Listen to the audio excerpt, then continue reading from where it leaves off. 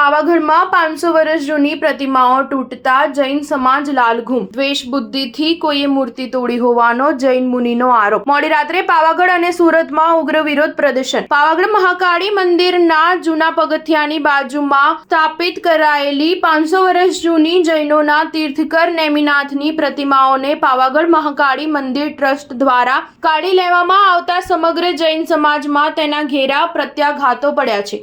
ગઈકાલે બપોરે આ સમગ્ર ઘટનાની જાણ જૈન સમાજને થતા સુરતમાં મોટી સંખ્યામાં એકઠા થયેલા જૈન સમુદાયને સંબોધતા જૈનાચાર્યએ પાવાગઢ મંદિર ટ્રસ્ટના ટ્રસ્ટી અશોક પંડ્યા સામે નારાજગી જાહેર કરી હતી. આ સાથે જૈન મુનિએ આરોપ લગાવ્યો છે કે દ્વેષ બુદ્ધિથી કોઈએ મૂર્તિ તોડી પાડી છે. તો મોડી રાત્રે હાલોલમાં જૈન સમાજ પાવાગઢ પોલીસ મથકે એકઠો થતા જિલ્લા પોલીસ વડા ઘટના સ્થળે દોડી આવ્યા હતા. જૈન સમાજના આગેવાનોએ આવેદન આપી જિલ્લા એસપી તેમજ કલેક્ટર સાથે વાત કરતા તેમને પ્રતિમાઓને યથાસ્થાને મૂકી દેવાની ખાતરી આપતા મધ્યરાત્રે મામલો શાંત પડ્યો હતો. હાલોલના શ્રી નવકાર આરાધના ભવનના જૈન સમાજના આગેવાન દિનેશાએ જણાવ્યું હતું કે આજે બપોરે અમારા તીર્થકર નેમિનાથ ભગવાનની 500 વર્ષ જૂની પ્રાચીન પ્રતિમાઓ જે પાવાગઢ મહાકાળી મંદિરના જૂના પગથિયા ઉપર લાગેલી હતી તેની અમે પૂજા અર્ચના કરતા હતા. આજે અમારી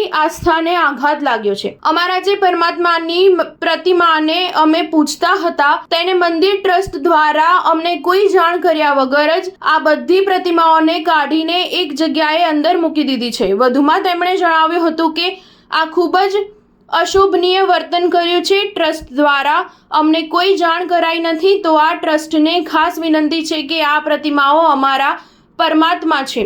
અમારા પરમાત્મા પાછા એ જગ્યા ઉપર લાગી જાય તે માટે સહકાર આપી કલેક્ટરને પણ જાણ કરતા તેમને 2 દિવસની અંદર પ્રતિમાઓ પાછી લાગી જશે તેવું આશ્વાસન આપ્યું હોવાનું જણાવ્યું છે. પાવાગઢની આ ઘટનાને પગલે સુરતમાં રવિવારે મોડી રાત્રે પહેલીવાર કલેક્ટર કચેરી ખોલવી પડી હતી. જૈન સમુદાયના અંદાજે 2,500થી વધુ લોકોએ કલેક્ટર કચેરીએ ધસી જઈ ભારે વિરોધ નોંધાવી આવેદનપત્ર આપ્યું હતું. સ્ટાર ન્યૂઝ 7 હંમેશા સચ્ચાઈની સાથે.